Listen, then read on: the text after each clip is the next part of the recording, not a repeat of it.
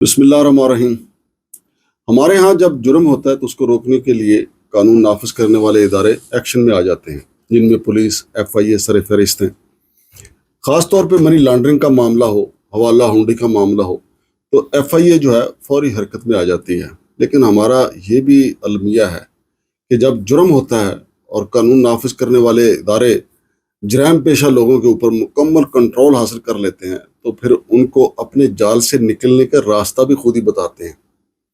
حال ہی میں یہ ایک تازہ ترین واقعہ ایف آئی اے اسلام آباد کے پاس آیا۔ اس میں ناظرین کو 20 کروڑ روپے سے زیادہ کی منی لانڈرنگ ہوئی، اکاؤنٹ سیز کر دیے گئے۔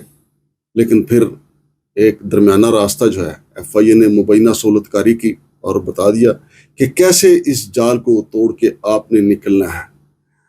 یہ باقی تو ساری جو ریسرچ ہے، جو عدالتی فیصلہ ہے، وہ بتائیں گے میرے بھائی ڈاکٹر مسعود چودھری صاحب۔ ڈاکٹر تو میں نے ویسے ہی کہہ دیا، پیار سے میں کہہ رہا ہوں ویسے مسعود چودھری صاحب۔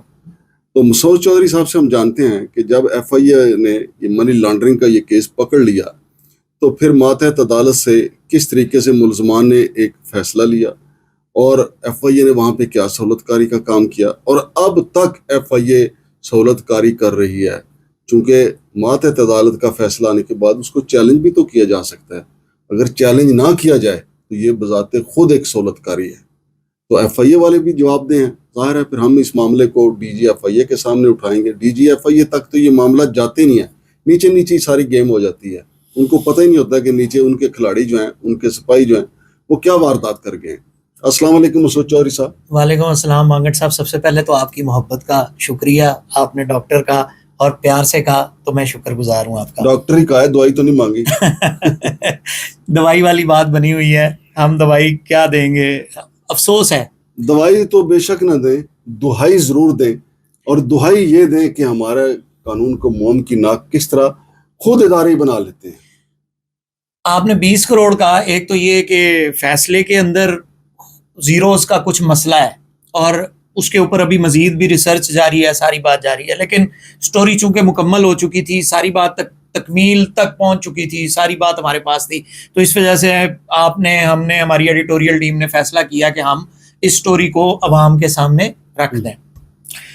سب سے پہلی بات تو یہ ہے کہ آپ نے بات کی، میں بالکل شروع میں یہ بتا دیتا ہوں کہ 75,000 روپے جرمانے کے عوض تمام ملزمان جو ہنڈی حوالہ مانے، ان کو جو راستہ ایف آئی اے نے بتایا وہ یہ تھا کہ آپ مان جائیں، ہم کچھ نہیں کہیں گے، لہٰذا آپ جو ہے وہ آپ کو ہم کلیئر کر دیں گے۔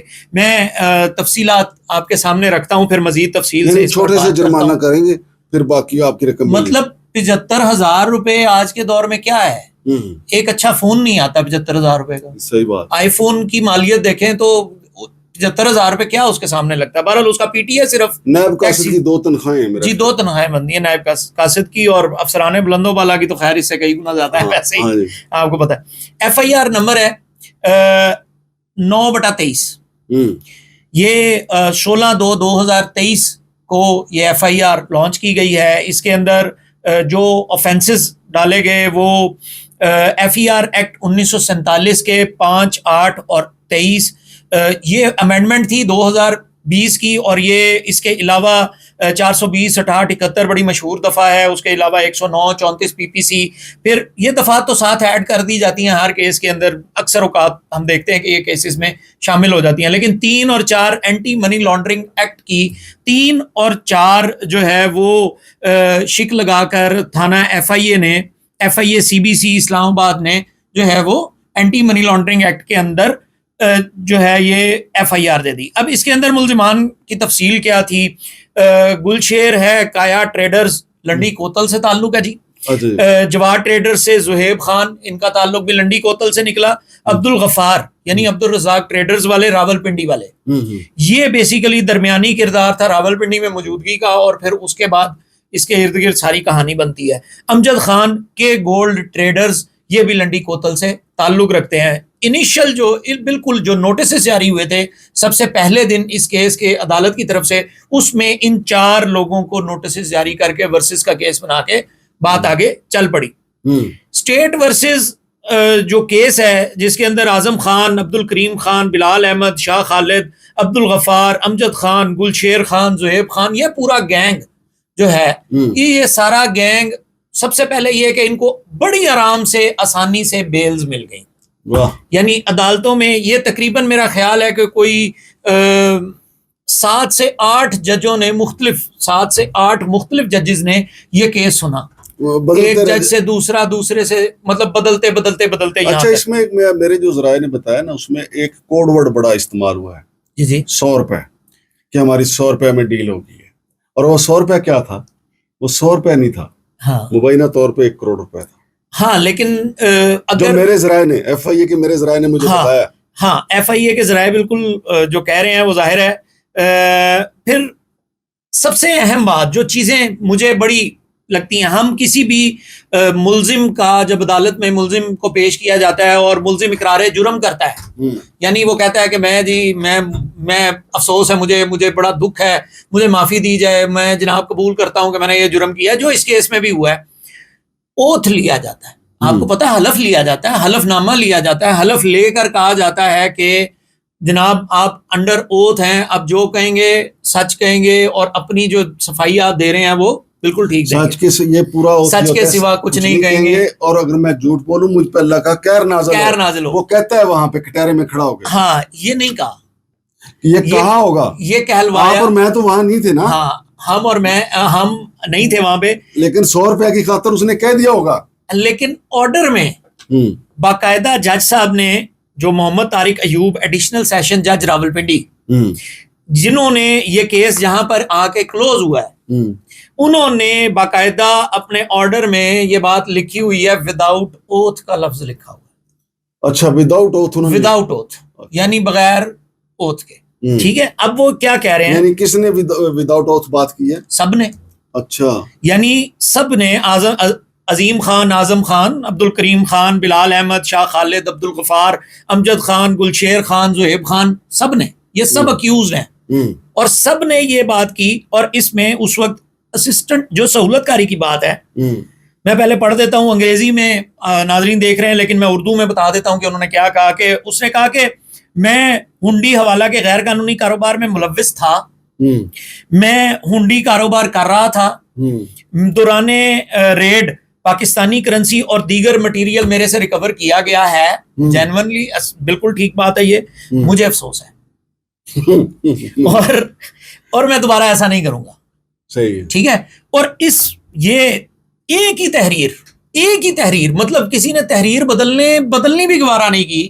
اور میں کیا کہوں، اسسٹنٹ ڈائریکٹر لیگل نام موجود نہیں ہے، کیس کی جو ہیئرنگ ہے اس میں نام موجود نہیں ہے. تو اس وجہ سے کس طرح مینج ہوا کیس. اور پھر پولیس بھی وہاں موجود تھی، یعنی کہ FIA کے باقاعدہ افسران، اہلکاران جو بھی موجود تھے وہاں پر، انہوں نے اس کو کلیئر کیا. اور پھر کیا ہوا کہ 75,000 روپے جرمانہ ہر ملزم سے وصول کیا جائے، اگلی ڈیٹ پر جو ہے جج صاحب کو اس کی رسیدیں پرووائڈ کی جائیں، جتنا آپ نے چیک، اچھا تمام دیگر چیزیں جو کچھ بھی ان سے حاصل کیا گیا، جو کچھ ان سے پکڑا گیا ملزمان سے، ظاہر ہے وہ مجرمان ہو گئے، مجرمان سے جو کچھ پکڑا گیا ہے وہ 75,000 روپے جرمانہ جب یہ ادا کر دیں تو سب کچھ ان کو واپس کر دیا جائے، ان کے اکاؤنٹس کھول دیے جائیں، ان کی انکوائری ختم کر دی جائے، ان کا سارا کچھ کر دیا جائے. اور اس کے بعد سب کچھ واپس کرنے کے بعد جو ان کے لیجر پکڑے گئے ہیں صرف وہ جو ہے نا وہ خزانے کے حوالے کر دیے جائیں. اچھا، یعنی یہ ٹوٹل آرڈر ہے. اور اس آرڈر کے بعد اگلی ڈیٹ پر ہی جو ہے وہ کیس، یعنی یہ دیکھیں نا عدالتی فیصلے جو ہوتے ہیں وہ در حقیقت ایک قانون بھی بن جاتا ہے. جی بالکل ایسے. اب حوالہ ہنڈی کے جو باقی ملزمان پکڑے جاتے ہیں، اگر وہ یہ کہیں کہ جی ہم نے یہ کام کیا، ہم نے سمگلنگ کی، ہم نے حوالہ ہنڈی کا دھندا کیا، ہمیں اس پہ افسوس ہے، آئندہ نہیں کروں گا، تو عدالت کہے گی کہ جی ٹھیک ہے، وداؤٹ اوتھ 75,000 روپے جرمانہ، 75,000 روپے جمع کراؤ، جاؤ یار کر جاؤ بھائی، موج کرو بھائی، جو آپ نے کیا سو کیا. اور اس میں سہولت کاری کہاں ہے؟ FIA کی سہولت کاری آپ کو بتا رہا نے رجسٹ نہیں کیا، یہاں پہ کسی بھی جگہ نہیں کیا. پہلے بیل میں رجسٹ نہیں کیا. بیل کو جب ان کی بیل ہوئی، دیکھیں یہ کیس ایسا ہے کہ جس کے اندر ریکوری جمع کروانی ہے نا. نہیں دیکھیں، اس میں کچھ پیسے ان کے اکاؤنٹس میں پڑے ہوئے تھے، کچھ نیٹ کیش، بالکل ایسے ہی، بالکل ایسے ہی. اور Accounts بہت ساری دیگر چیزیں بھی لی گئی نا, مطلب ہاں. کیش بھی ریکور ہوا, دیگر چیزیں بھی ریکور ہوئی, سب کچھ ہوا, وہ سب تو واپس کر دیا.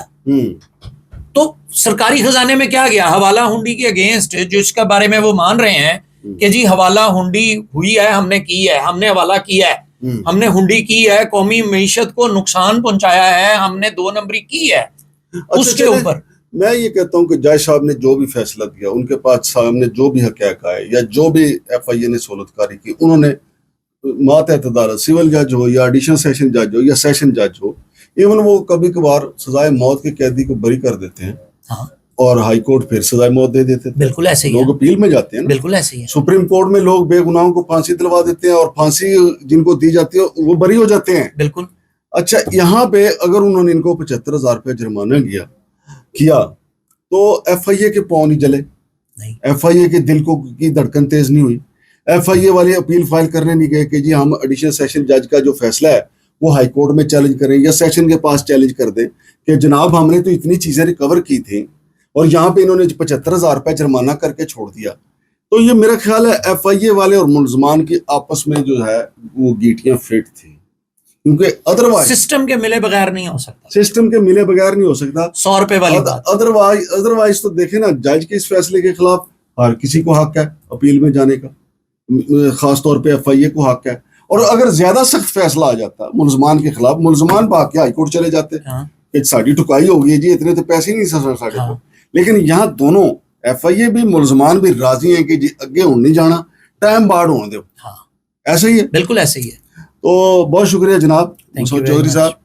ایف آئی اے والے ہمارے جو دوست ہیں بھائی, اگر وہ اپنا موقف دینا چاہیں تو ہم ان کے لیے حاضر ہیں. اگر انہوں نے اپیل فائل کر دیا ہے, ایڈیشنل سیشن جج کا جو فیصلہ کہیں پہ چیلنج کر دیا ہے, تو اس کی کاپی ہمیں پرووائڈ کر دیں. اور دوسرا باقی 100 روپے کے بدلے جو کچھ ہوا وہ تو ہم نے سب کچھ بتا ہی دیا, اور فیصلہ چیخ رہا ہے کہ یہ ایف آئی اے کی اور ملزمان کی ملی بھگت ہے. باقی عدالت کے سامنے عدالت دیکھیں, جو بندہ تو مرا ہوتا ہے, بندہ قتل ہوا ہوتا ہے, لیکن جج صاحب کا موقف یہ ہوتا ہے کہ میرے سامنے جو پولیس نے چلان پیش کیا, میں نے تو ان حقائق کو سامنے رکھ کے یہ فیصلہ کیا ہے. اب جج صاحب کے سامنے جو کچھ ایف آئی اے نے جو چیزیں رکھی, جو پراسیکیوشن وہاں پہ لے کے گئی کہ جناب یہ ہے ملزمان کے خلاف ثبوت, یہ ہیں وہ ان کے ذرائع, تو جج صاحب نے اس کے مطابق فیصلہ جو بھی سنایا.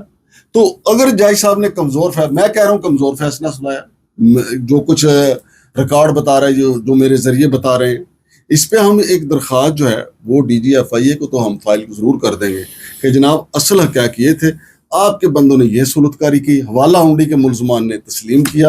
اور دوسرا, کسی وکیل کو بٹھا کے بھی ہم ایک پروگرام کریں گے کہ کیا وداؤٹ اوتھ ملزمان جو ہیں ایسا بیان دینے کا حق رکھتے ہیں قانونی طور پہ, کہ وداؤٹ وہ کہیں کہ ہاں ہم نے یہ جرم کیا, ہاں ہم نے معیشت کا بیڑا غرق کرنے میں اپنا جتنا کردار تھا وہ ادا کیا.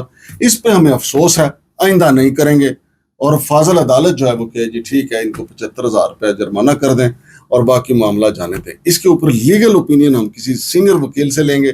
لیکن یہاں پہ جو ایف آئی اے کا کردار ہے وہ 100 روپے والا وہ بڑا مشکوک ہے, اس کے اوپر مزید تحقیقات کریں گے, ایف آئی آر کی کاپی بھی لیں گے, اور جو اکاؤنٹس میں پیسے پڑے ہوئے ہیں اس کی ڈیٹیل بھی آپ کے ساتھ شیئر کریں گے, اور جو موقع سے انہوں نے برآمد کی چیزیں, جو موقع سے انہوں نے نقدی پکڑی, وہ بھی آپ کے ساتھ شیئر کریں گے.